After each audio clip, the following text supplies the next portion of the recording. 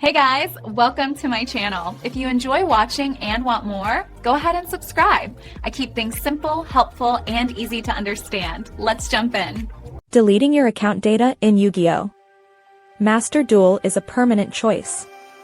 Many players want to do this to start over or try a new deck strategy. You must know that Konami links your game data to your specific platform account. This includes your Steam ID, PlayStation Network, or Xbox Live profile. Once you link an account, you cannot simply log out and start a new one on that same profile. To delete your data, you must go into the Game Settings menu. Look for the Contact Us section and find the Data Deletion Request option. You will have to read many warnings before you can proceed. Konami will tell you that you can never use that platform account for Master Duel again. This process is not instant and can take several days to complete. If you just want to re-roll for better cards, there is a faster way. You should create a completely new profile on your console or a new Steam account.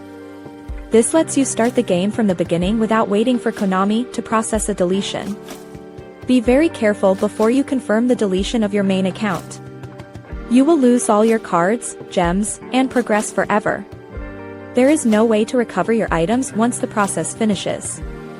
Make sure you are certain about this decision before you click the final button.